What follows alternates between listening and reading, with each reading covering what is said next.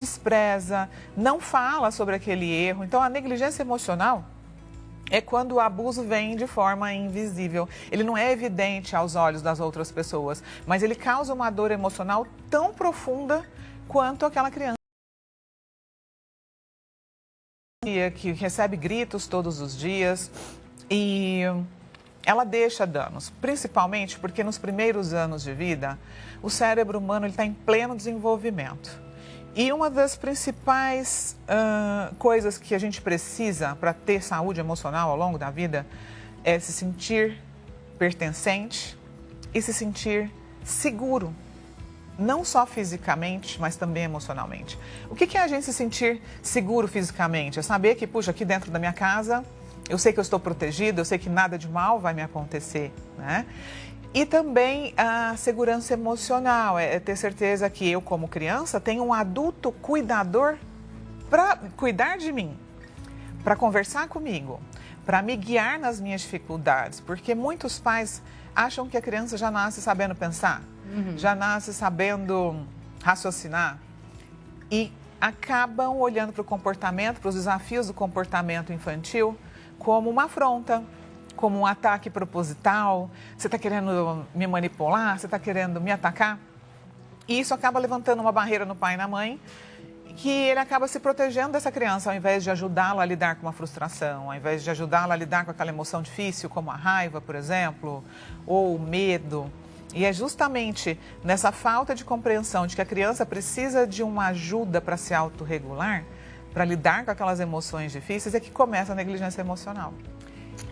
Doutora, a gente, como pai, né, como pais, nós temos como minimizar impactos emocionais no desenvolvimento dos nossos filhos, mas não blindar, né?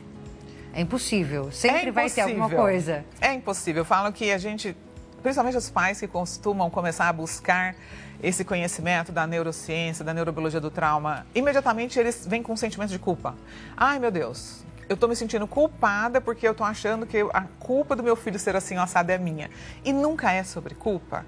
É sempre sobre a gente entender as consequências das nossas atitudes. É sobre a gente se responsabilizar pelo que estamos fazendo. E para isso, a gente vai precisar de tomada de consciência. O que é tomar consciência?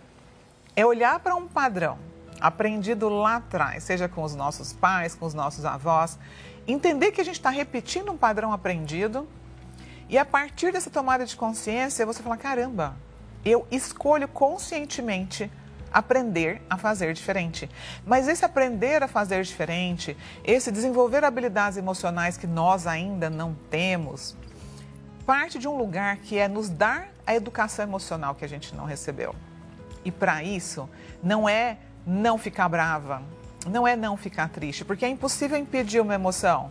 Você não tem como impedir uma emoção, mas você pode sim decidir racionalmente como você vai lidar com essa emoção. E isso muda tudo. Um pai ou uma mãe que não tem consciência do próprio comportamento, quando ele está com raiva, ele vai gritar. Quando ele está com raiva, ele vai bater, vai explodir, vai falar um monte de coisas que vai ferir essa criança. E depois ele pode até se arrepender porque voltou, né, a razão, voltou a pensar, falar, puxa, eu não devia ter feito isso. Isso é repetir padrão. Isso é agir de forma automática. A partir do momento que você começa a usar a razão para lidar com uma emoção difícil como a raiva, você tem a oportunidade de quebrar ciclos de dor, de pensar antes de agir, de muitas vezes calar diante daquela raiva que você poderia sair gritando, falar, peraí, eu tô com raiva, deixa essa raiva passar, daqui a pouco eu ensino para o meu filho aquilo que eu preciso ensinar. Ele vai até me ouvir melhor, né? Porque na hora que você grita, a criança não vai te ouvir, ela vai ficar com medo. Então não existe perfeição. Mas existe um caminho de evolução, de aprendizado, de redução de danos, né? Sim, exatamente. Redução de danos. E de aprender a errar menos. E aí, de repente, esse pai está acompanhando a gente agora, essa mãe está acompanhando a gente agora, e se identifica e fala, poxa, eu preciso me autoconhecer, eu preciso entender como é que eu estou educando meu filho, né? Como tem sido o meu relacionamento com ele, como tem sido o meu doar, né, o meu se doar a ele, né, emocionalmente falando.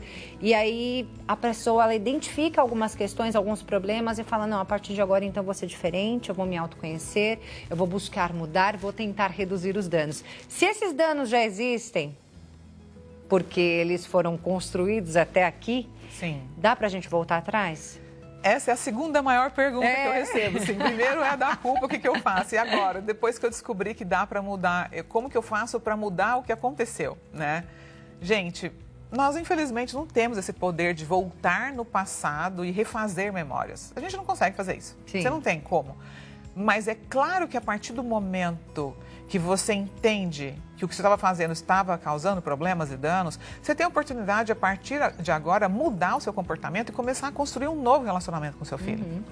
E a partir desse novo relacionamento, a partir desse novo vínculo criado, dessa conexão emocional que vai ser estabelecida a partir de agora, essa criança, esse adolescente, vai poder começar a conhecer um novo pai, uma nova mãe, e a partir daí ressignificar tudo aquilo que ele aprendeu. Uhum.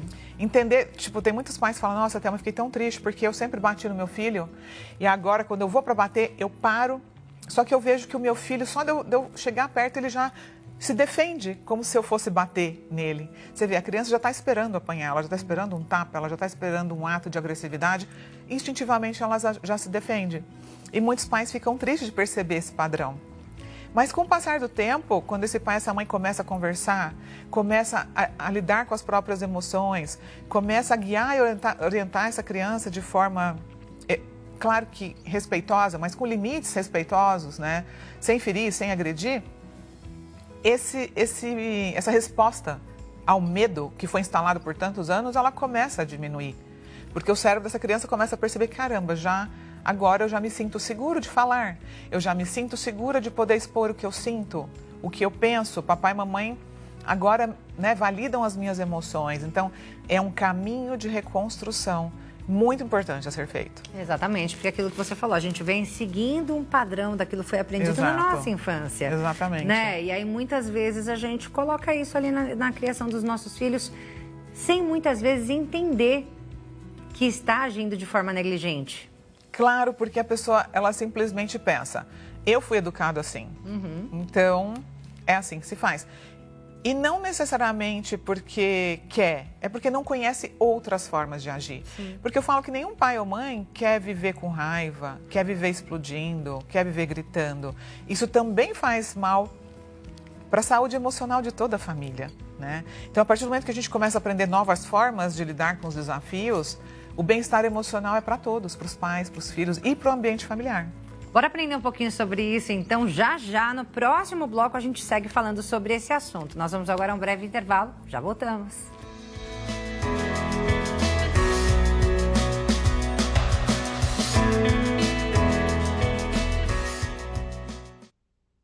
Quem diria?